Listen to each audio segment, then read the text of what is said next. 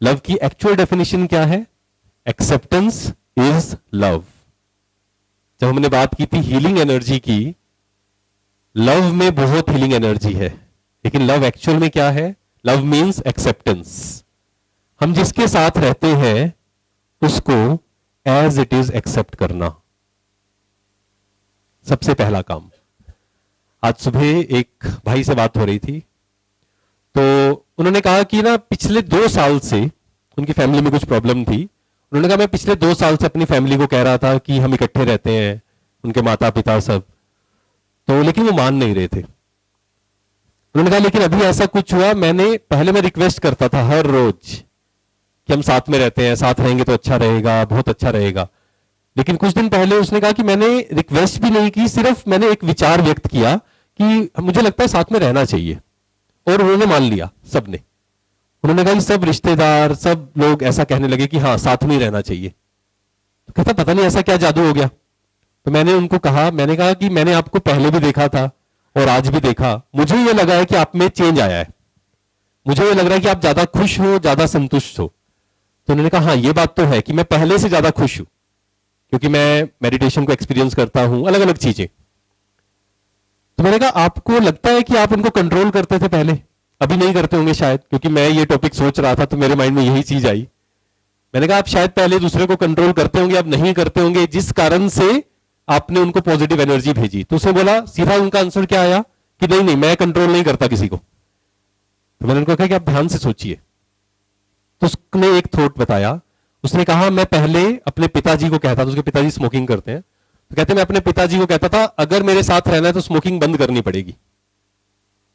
लेकिन अब मैंने कोई ऐसी कंडीशन नहीं लगाई। क्यों? क्योंकि जैसे ही वो व्यक्ति खुश हुआ, उसने सामने वाले को क्या किया?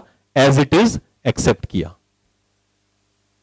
और एक बहुत वंडर उसने बात बताई, कहते कि मेरे पिताजी ने खुद मुझे कहा कि मैं कोशिश करूंगा आज से ही सिगरेट छोड़ने की। आप सोच के देखिए एक्सेप्टेंस में कितनी बड़ी पावर है। हम सब भी यही चाहते हैं। इसको कैसे समझते हैं? हम सब क्या चाहते हैं? लोग मुझे एक्सेप्ट करें या ना करें। हम कैसे भी हैं, कुछ संस्कार थोड़ा थोड़ा ऊपर नीचे है, लेकिन हम क्या चाहते हैं? सामने वाला मुझे एक्सेप्ट करे या मुझे बार बार बताए कि आप में ये कमी है? क्या अच्छा लगता है? एक्सेप्ट करे। और ऐसा भी होता है कि जैसे ही कोई हमें एक्सेप्ट करता है अच्छे से एज इट इज, वो व्यक्ति कुछ भी कहेगा हम करने को तैयार हो जाएंगे। और कोई हमें बार बार किसी बात पर टोकता है मान लीजिए, तो क्या होता है? हम फिर कहते हैं अब ये तो मुझे चेंज नहीं करना, कुछ भी हो जाए। क्योंकि वहां प्रॉब्लम कौन सी आ जाती है? Ego clash.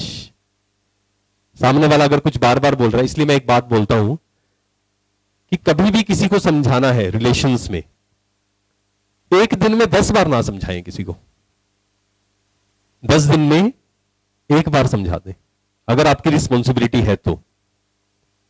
जैसे हम किसी को एक्सेप्ट करते हैं एज इट इज, उसको बताते हैं कि आप जैसे भी हो आई एक्सेप्ट,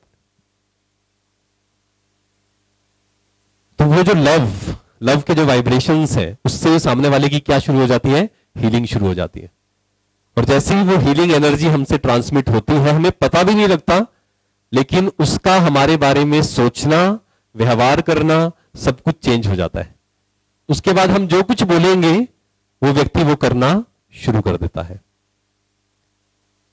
इसलिए don't try to control everything.